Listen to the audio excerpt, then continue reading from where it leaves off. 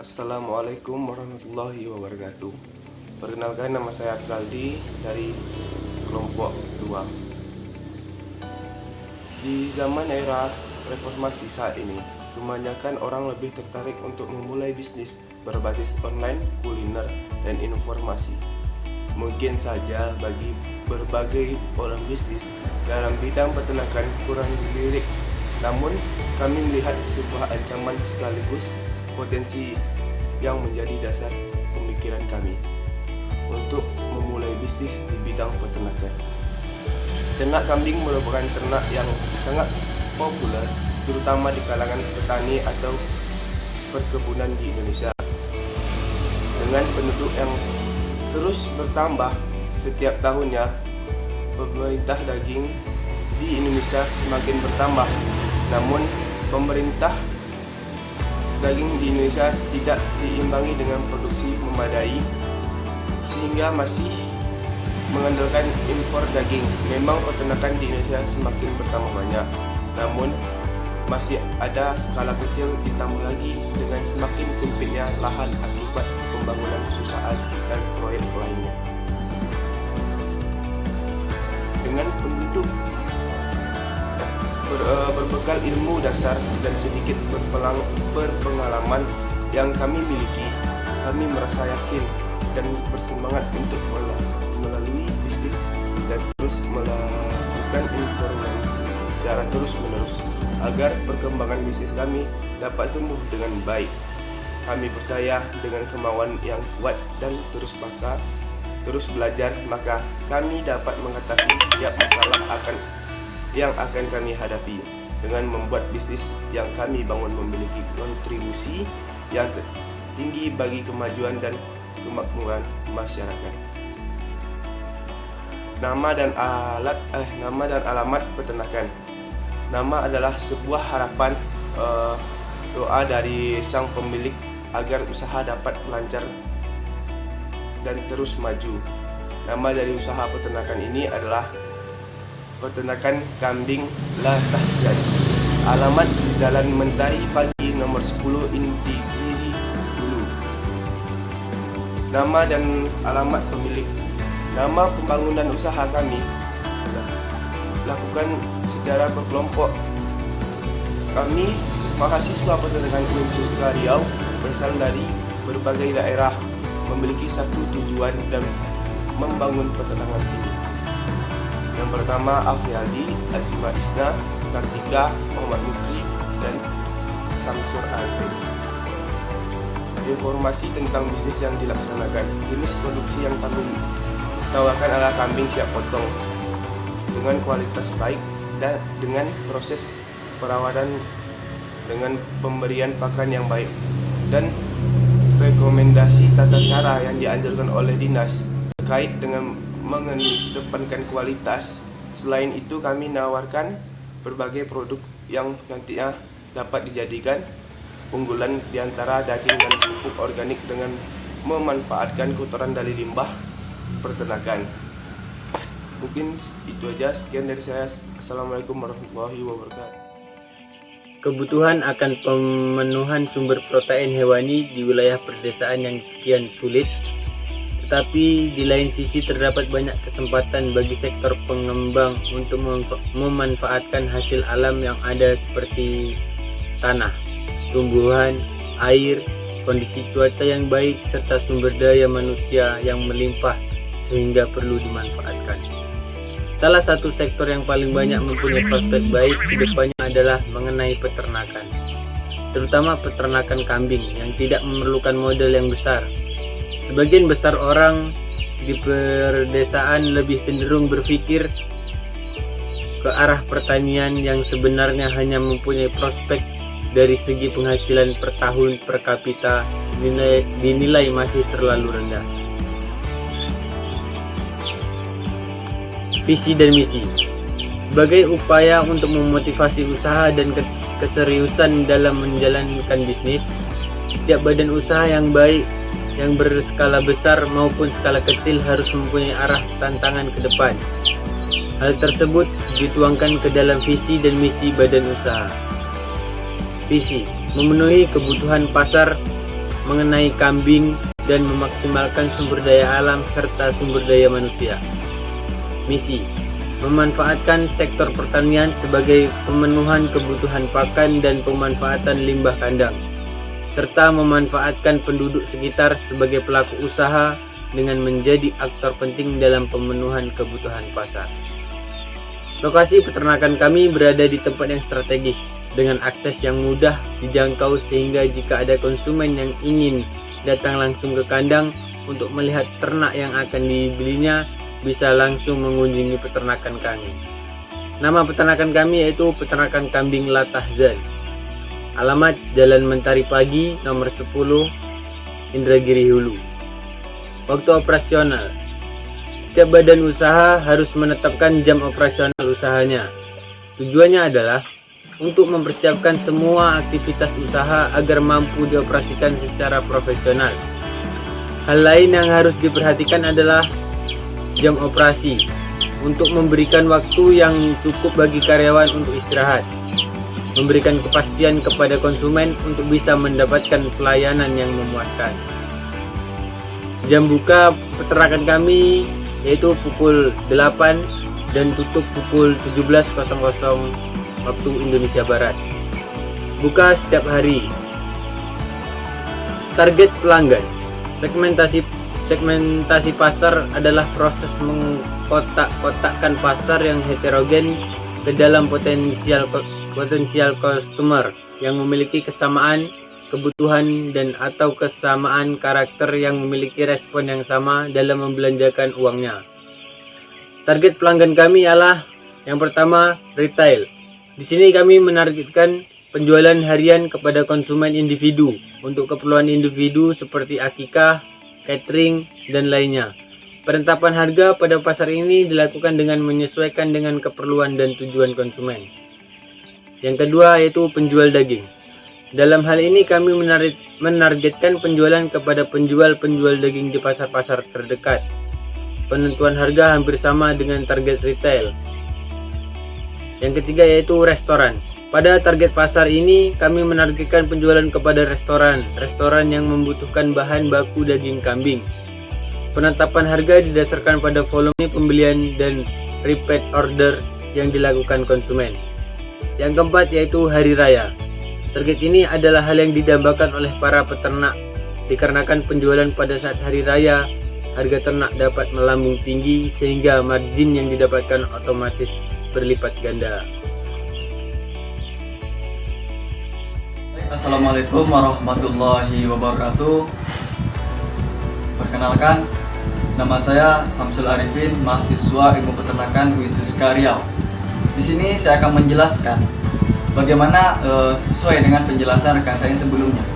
Di sini saya akan melanjutkan sebuah penjelasan mengenai analisis industri. Berbicara tentang analisis industri, nantinya saya akan membagi 3 tahap. Tahap yang pertama berbicara tentang perspektif masa depan sebuah usaha. Yang kedua berbicara tentang analisis persaingan. Dan yang ketiga berbicara tentang segmentasi sebuah pasar. Nah, yang pertama yaitu perspektif masa depan.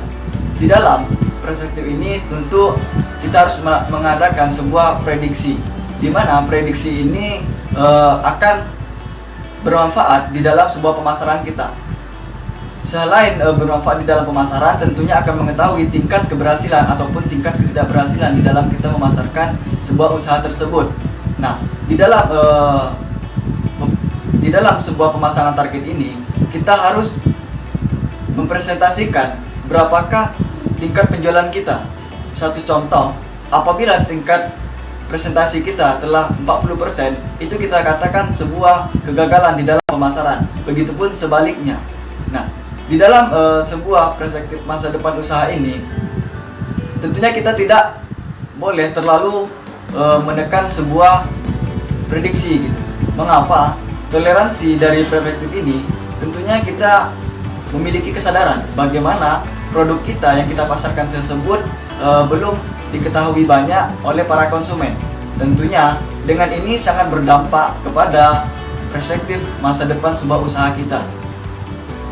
Dan yang kedua, berbicara tentang analisis persaingan. Berbicara tentang analisis persaingan tentunya tidak hanya kita pribadi yang memiliki sebuah usaha ternak kambing. Berbagai banyak perusahaan yang mendirikan sebuah ternak kambing. Sebagai contoh, sebuah kambing berjenis kambing ekor gemuk, kambing etawa, kambing kacang, dan masih banyak kambing-kambing ternak kambing yang lainnya. Nah, dengan ini analisis sebuah pemasaran, tentunya kita memperjualbelikan sebuah ternak dengan umur 1-2 tahun, di mana umur tersebut sangat berdampak pada peluang pemasaran kita. Mengapa? Karena ternak kambing yang masih berada di dalam umur 1-2 tahun yaitu memiliki potensi sebuah daging yang masih segar ataupun sebuah daging yang masih lembut di dalam proses penyajiannya. Selain juga kesehatan, umur juga merupakan sebuah peluang besar di dalam sebuah pemasaran usaha tersebut. Dan yang ketiga, berbicara tentang sebuah segmentasi pasar. Menurut seorang peneliti ataupun seorang ahli di dalam segmentasi ini mengatakan segmentasi pemasaran adalah sebuah kegiatan ataupun sebuah sistem di dalam membagi beberapa potensial dan target di dalam sebuah pemasaran, terutama target kepada konsumen yang memiliki karakteristik dan kebutuhan yang sama. Menurut saya, segmentasi pemasaran ini sangat bermanfaat di dalam peningkatan pendapatan kita serta pengenalan produk kita terhadap konsumen. Mengapa? Karena produk kita selain juga memiliki kualitas dan kuantitas yang baik, segmentasi pasar ini sangat bermanfaat untuk mengenalkan sebuah produk kita kepada para konsumen. Mungkin itu penjelasan dari saya. Lebih dan kurang saya mohon maaf. Wabillahi taufiq wal hidayah. Assalamualaikum warahmatullahi wabarakatuh. Assalamualaikum warahmatullahi wabarakatuh. Perkenalkan, nama saya Kartika. Di sini saya akan melanjutkan penjelasan dari teman saya mengenai proposal usaha di bidang peternakan. Di sini saya akan melanjutkan penjelasan di bagian bab 5, yakni mengenai perencanaan permodalan. Yang pertama ada yaitu sumber-sumber permodalan. Setelah kita mengetahui dan menyusun konsep usaha yang akan kita jalankan, maka selanjutnya kita akan melaksanakan pembangunan bisnis kita tersebut. Setelah menganalisa beberapa aspek yang ada, yaitu seperti kandang, bibit ternak, pakan, tempat usaha, dan alat-alat yang dibutuhkan untuk peternakan kambing ke depannya. Yang tak kalah penting ialah sumber daya manusia dan sumber pendanaan. Sumber daya manusia di dalam aspek bisnis peternakan ini sangatlah penting perannya, mengingat peternakan kambing ini dibangun secara sederhana dan masih membutuhkan sumber daya manusia untuk mengelolanya. Untuk itu, tenaga yang sudah berpengalaman di bidang peternakan tentunya sangat dibutuhkan. Ketersediaan pakan juga harus diperhatikan, karena pakan adalah faktor yang sangat penting bagi keberlangsungan produksi peternakan kambing ini. Sehingga pakan harus tersedia secara kontinu. Selain pakan, ketersediaan air bersih dan akses menuju peternakan juga harus diperhatikan. Dalam mendirikan usaha peternakan kambing ini, tentunya kita membutuhkan suatu investasi. Investasi yang dimaksudkan terdiri dari modal investasi, yaitu modal yang diberikan pada awal proyek, yang hasilnya dirasakan saat nanti dan bisa dirasakan secara berulang. Investasi juga terdiri dari modal kerja, yaitu modal yang ditujukan untuk biaya produksi. Oleh karenanya, kami memilih sumber pendanaan yang berasal dari pinjaman lunak pemerintah dari Dinas Peternakan Kabupaten Indragiri. Selanjutnya, modal awal perusahaan. Modal awal yang digunakan dalam usaha ini adalah menggunakan modal dari pinjaman lunak pemerintah. Pemilihan sumber dana ini bertujuan untuk memilih sumber dana yang pada akhirnya dapat memberikan kombinasi dengan biaya yang rendah dan tidak menimbulkan kesulitan dalam pengembalian dana, yakni waktu pengembalian sesuai dengan jangka waktu penggunaan dana tersebut. Yang selanjutnya yaitu perencanaan laba rugi. Yang pertama, perhitungan modal awal. Di modal awal ini ada yaitu yang kita butuhkan adalah modal untuk pembangunan kandang, untuk membeli perlengkapan kandang, untuk membeli bibit pejantan unggul, untuk membeli bibit betina unggul, dan untuk membeli bibit anakan. Yakni di sini dirincikan sebagai berikut. Untuk kandang yaitu diperkirakan untuk kambing sebanyak 50 ekor, yaitu dengan dana sebesar 12 juta rupiah. Kemudian untuk membeli peralatan kandang seperti alat sanitasi untuk keperluan air bersih dan kelengkapan yang lainnya, yaitu dengan dana sebesar 2 juta rupiah. Selanjutnya untuk membeli bibit pejantan unggul sebanyak 10 ekor, yakni sebesar 15 juta rupiah. Dan untuk membeli betina unggul sebanyak 20 ekor, yakni kita membutuhkan dana sebesar 16 juta rupiah.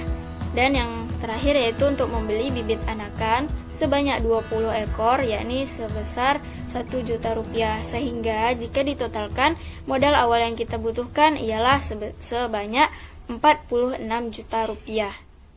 Selanjutnya yaitu perhitungan biaya operasional. Di sini biaya operasional yaitu dirincikan sebagai berikut, yakni pakan hijauan sehari itu 3 kg per ekor, sehingga dibutuhkan dana sebanyak 6.500.000 rupiah.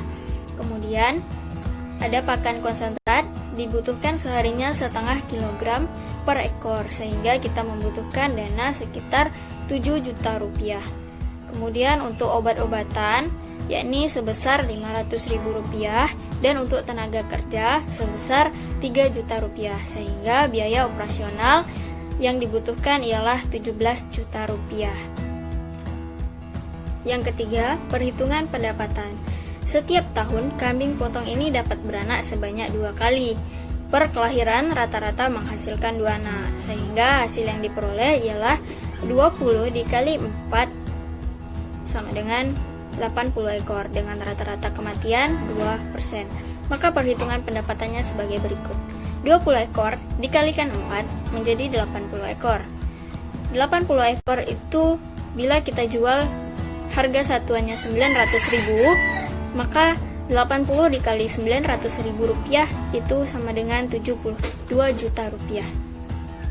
Bibit anakan bisa dijual terlebih dahulu sambil menunggu hasil produksi dari induk, yakni 20 ekor dikalikan dengan 900.000 rupiah maka menghasilkan sebanyak 18 juta rupiah. Perhitungan di atas dihitung jika asumsi seluruh kambing anakan dijual adalah betina, sedangkan jika yang dijual kambing anakan jantan maka harganya tentu akan lebih tinggi lagi. Yang selanjutnya adalah proyeksi laba atau rugi. Di sini total pendapatan jika kita jumlahkan yakni sebesar 72 juta rupiah ditambah 18 juta rupiah yakni 90 juta rupiah. Kemudian total modal atau pengeluaran yakni sebesar 63 juta rupiah, sehingga total keuntungan bersih yang kita dapatkan ialah sebesar 27 juta rupiah. Baiklah, sekian penjelasan dari saya mengenai bab 5. Apabila ada kesalahan, saya mohon maaf. Saya akhiri. Wassalamualaikum warahmatullahi wabarakatuh. Bismillahirrahmanirrahim. Perkenalkan, nama saya Aji Nasna dari kelas 4A Peternakan Universitas. Baiklah, pada kesempatan kali ini saya akan sedikit menjelaskan tentang bab 4, yaitu rencana produksi dan resiko. Yang pertama, sumber produk atau bahan. Dari studi kelayakan usaha yang telah dilakukan, maka kiranya usaha kambing ini layak untuk diteruskan. Faktor lain yang juga mendukung layaknya usaha kambing ini merupakan ternak ruminansi yang kecil yang kegunaan dan manfaatnya di samping dapat memenuhi kebutuhan protein hewani untuk masyarakat, produk lainnya juga bisa dimanfaatkan sesuai dengan komoditas yang dihasilkan oleh ternak tersebut. Yang kedua, evaluasi tentang kelemahan usaha atau analisis SWOT. Yang pertama, kekuatan dari usaha ini yaitu ketersediaan bibit yang mudah didapat dari usaha ternak kambing sendiri dapat menghasilkan beberapa komoditas berupa dari ternak hidup, dari reproduksi, daging, susu, maupun limbah dari kotoran kambing tersebut. Kelemahannya memerlukan lahan yang cukup luas dan jauh dari pemukiman masyarakat. Sedangkan peluang usaha ini membuka lapangan pekerjaan baru pada masyarakat. Bagi masyarakat, ancaman pada usaha ini yaitu banyaknya pesaing dalam usaha bidang peternakan